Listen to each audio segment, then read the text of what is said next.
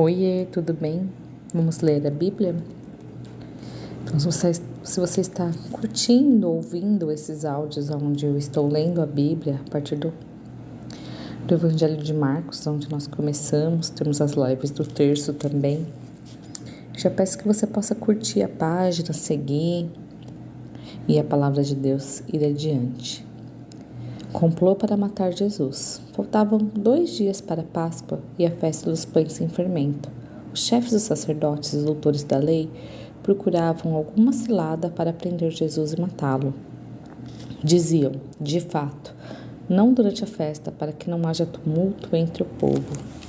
Jesus é ungido. Em Betânia, Jesus estava à mesa da casa de Simão, o leproso.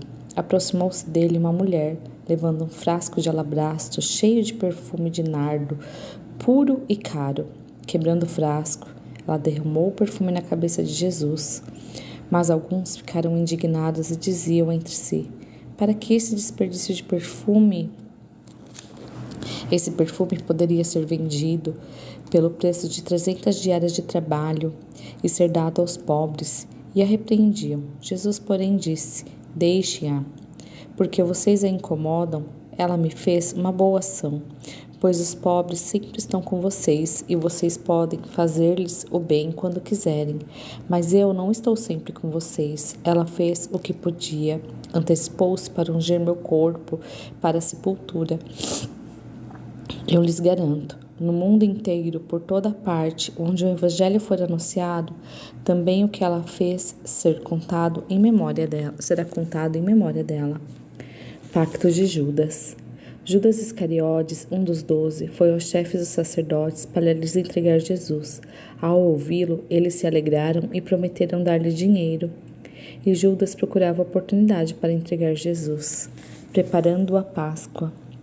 No primeiro dia dos pães sem fermento, quando se imolavam os cordeiros para a Páscoa, os discípulos perguntavam a Jesus: onde queres que façamos os preparativos para comerdes a Páscoa? Então Jesus enviou 2 de seus discípulos e lhes disse: vão à cidade. Certo homem carregando uma vasilha de água virá ao encontro de vocês. Sigam-no. Na casa onde ele entrar, digam ao dono: o mestre pergunta onde será a minha sala, na qual poderei comer a ceia da Páscoa com meus discípulos. E ele vai lhes mostrar uma grande sala arrumada com almofadas no andar de cima. Preparem aí a ceia para nós. Os discípulos partiram e foram à cidade. Encontraram tudo como Jesus lhes havia dito e prepararam a Páscoa. Ceia, traição e solidariedade. Ao anoitecer, Jesus chegou com os 12. Quando estavam à mesa comendo, Jesus lhes disse: eu lhe garanto, um de vocês que come comigo vai me entregar. Eles começaram a ficar tristes e perguntaram a Jesus, um depois do outro: acaso sou eu? Jesus respondeu: um dos 12 que põe a mão no prato comigo, porque o Filho do Homem se vai, como está escrito sobre ele. Mas ai daquele homem por quem o Filho do Homem é entregue. Seria melhor para esse homem não ter nascido.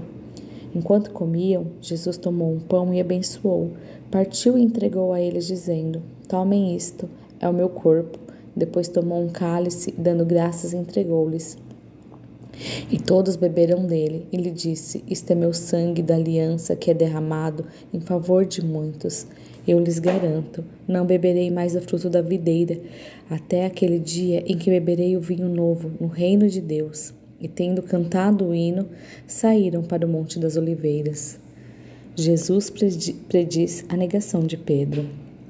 Então Jesus lhes disse: todos vocês tropeçarão e cairão, porque está escrito: ferirei o pastor e as ovelhas se dispersarão.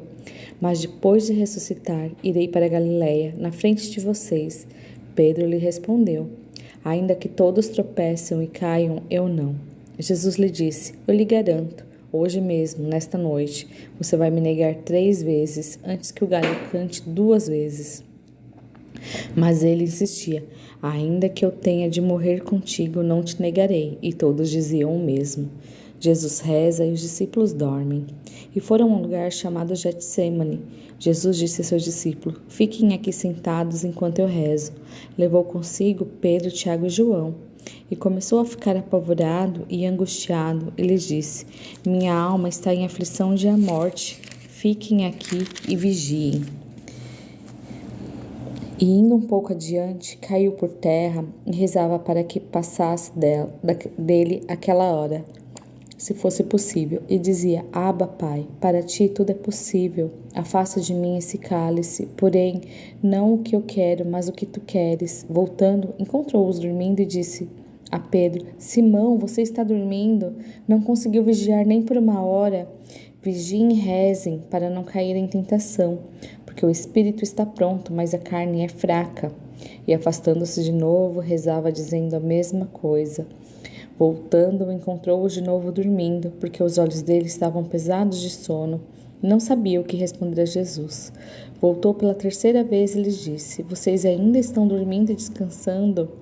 Basta! A hora chegou, eis que o Filho do Homem é entregue na mão dos pecadores. Levantem-se, vamos, vejam, aquele que vai me entregar está perto. Jesus é preso e abandonado.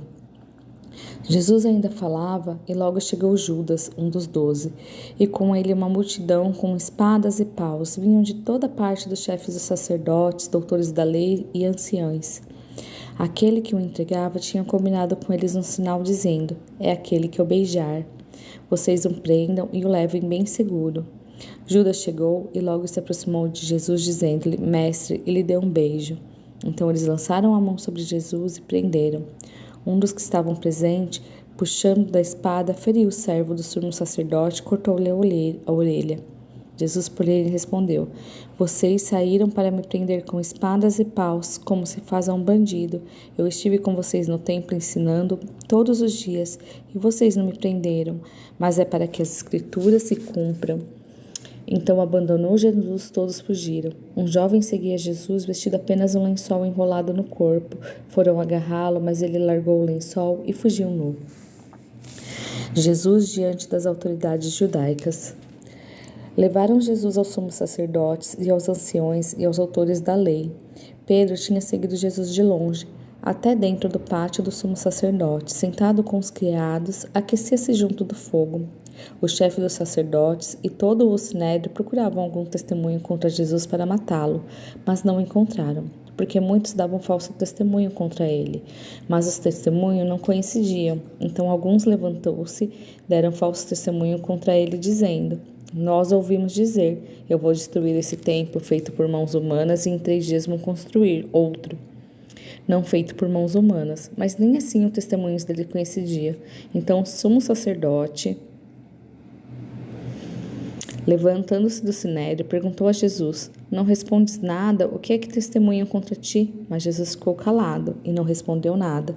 De novo, o sumo sacerdote perguntou: Tu és o Messias, o filho do bendito? Jesus respondeu: Eu sou, a vocês o verão. Eu sou, e vocês verão o Filho do Homem sentado à direita do poder e vindo com as nuvens do céu. O sumo sacerdote rasgou as próprias vestes e disse: Para que precisamos de mais testemunhas? Vocês ouviram a blasfêmia. O que parece? E todos o julgam culpado de morte. Então alguns começaram a cuspir nele, cobrir-lhe o rosto e bater-lhe, dizendo: Profetiza! E os criados lhes davam bofetadas. Negações de Pedro. Estando Pedro no pátio, veio uma das criadas dos sumos sacerdotes. Vendo Pedro que se aquecia, olhou bem nele e disse: Você também estava com Jesus Nazareno. Pedro negou, dizendo: Não sei, nem entendo o que você está dizendo. Foi para fora, na entrada do pátio, e um galo cantou. Mas a criada ouviu e começou a dizer de novo para os que estavam: É um deles. Ele negou de novo. Pouco depois, os que estavam disseram de novo a Pedro: Sem dúvida você é um deles, pois também é galileu.